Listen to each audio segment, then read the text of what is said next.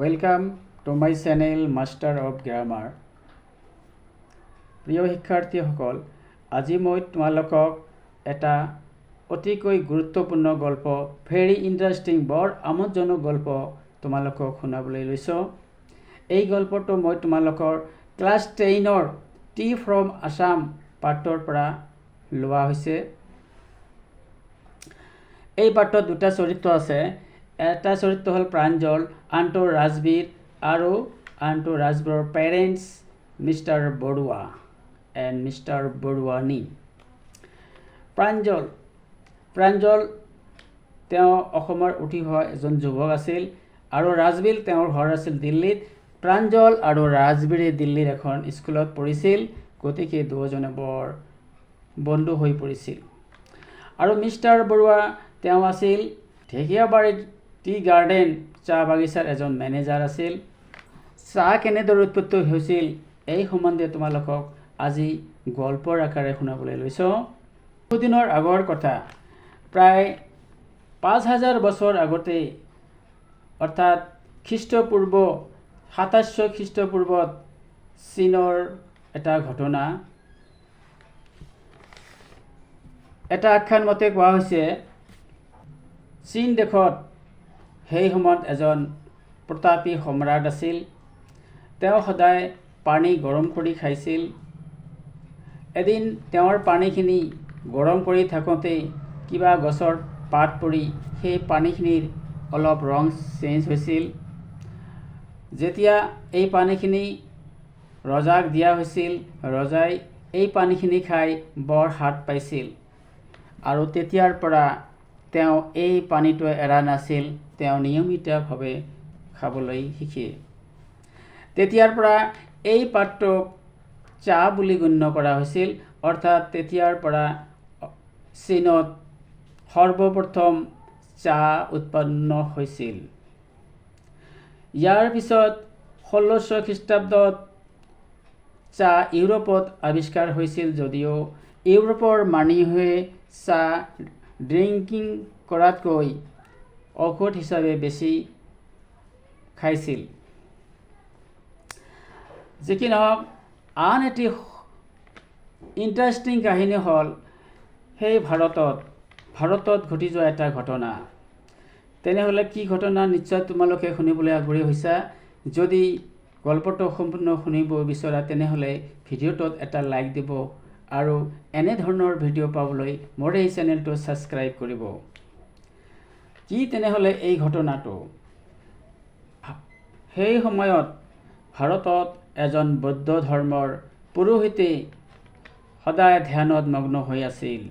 তেওঁ যেতিয়া ধ্যান কৰিছিল তেতিয়া তেওঁৰ টোপনি আহিছিল আৰু এই টোপনিৰ পৰা পৰিত্ৰাণ পাবলৈ তেওঁ তেওঁৰ চকুৰ পতাবিলাক অৰ্থাৎ আইলেটবিলাক কাটি দিছিল আৰু এঠাইত এইবিলাক পেলাই দিছিল। আৰু যি ঠাইত এই চকুৰ পাতাবিলাক পেলাই দিছিল সেই ঠাইৰ পৰা ১০টা গছ উৎপন্ন হৈছিল, জন্মিছিল। তেতিয়াৰ পৰা এই পাতবোৰ উতলাই খালে টোপনি অহা বন্ধ হৈছিল, অৰ্থাৎ টোপনিৰ পৰা পৰিত্ৰাণ পোৱা গৈছিল। এইখিনি আছিল ভাৰতত ঘটি যোৱা চাহৰ মূল ৰহস্য। এইখিনিয়ে ভাৰতত ঘটি যোৱা চাহ উৎপত্তিৰ মূল ৰহস্য। নিশ্চয় তোমালোকে এই দুটা সাধুকথা চাহৰ উৎপত্তিৰ সম্বন্ধে জানিলা। এতিয়া মই এই ক্লাছ 10ৰ পাঠটোত কেনেদৰে এই পাঠটো উপস্থাপন কৰা হৈছে এইটোৰ লৈ।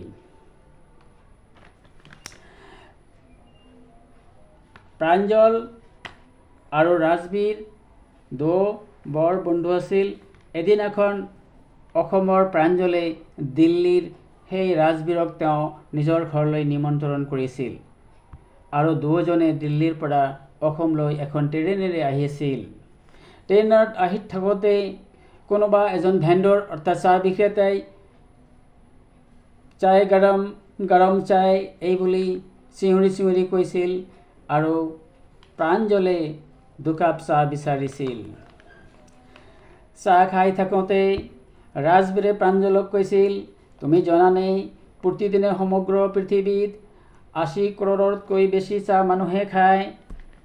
এই কথা শুনি প্ৰাঞ্জলে কৈছিল, হয়তো তেনেহ'লে চাহটো বৰ জনপ্ৰিয় পানীয়। তাৰ পিছত প্ৰাঞ্জলে ডিটেক্টিভ বুক অৰ্থাৎ ৰহস্যময় উদ্ঘাটনমূলক আৱিষ্কাৰমূলক কিতাপ পঢ়াত মগ্ন হৈ আছিল।